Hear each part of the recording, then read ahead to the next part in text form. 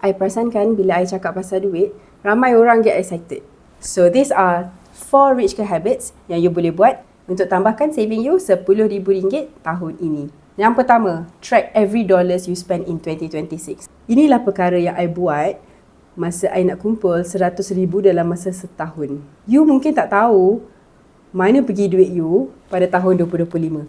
Let's track every single thing and make you RM10,000 richer. Walaupun I dah track macam-macam, I still overspend dalam RM2,000 hingga RM3,000 setahun untuk tahun lepas. So, imagine kalau you tak track, berapa banyak yang sebenarnya you rugi. Habit yang kedua ialah set aside for fun things yang kita nak buat. Sebab kita ada banyak benda yang kita nak buat atau nak beli dan kita perlukan duit untuk tu. Betul tak? Tapi, at the same time, kita have to have some rules before we buy things. Macam I dah set my rule, I ada portion banyak ni je untuk I spend untuk benda yang aneh-aneh. Yang tu pun I boleh overspend sampai RM2,000, RM3,000. So, same goes to you. So, ada budget untuk spend. So, at least you tak kacau perbelanjaan you yang lain.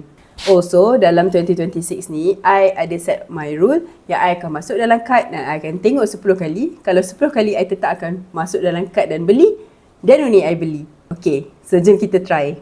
So, rule number 3, make sure you ada sinking fund account. Sinking fund ni adalah account yang kita gunakan untuk dan lain-lain. Sometimes kita panggil as emergency account. So kalau macam contoh nak service kereta ke, kereta rosak ke, ataupun tiba-tiba rumah bocor ke, kita gunakan duit daripada sinking fund ni. So kita allocate some amount for sinking fund. So every month kita akan masukkan certain amount dalam sinking fund. Macam I masuk sinking fund I dalam RM1,000 hingga RM2,000. So every month I akan simpan banyak tu yang kalau I perlukan untuk contoh renew road tax ke, bayar cukai-cukai rumah ke, bayar cukai-cukai lain-lain, I ada budget untuk tu. So takkan kacau I punya saving atau investment.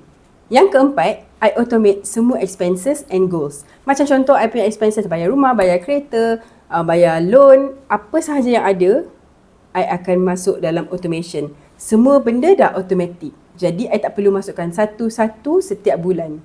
So, hari selepas gaji, bayaran tu semua akan automatically bayar. Dan masukkan dalam saving dan masukkan dalam investment. So, itu buat kita automatically jadi lebih disiplin. Dan I make it a habit untuk tak tengok I punya account pada hari I terima gaji. So, I takkan spend. Dan I takkan spend pada hari gaji tu. I akan spend esoknya atau lusanya. Jom kita cuba. Now, be the queen to yourself. Be the queen to your money. And have control over your expenses. So, kita akan ada progress towards RM10,000 in 2026. Let's go.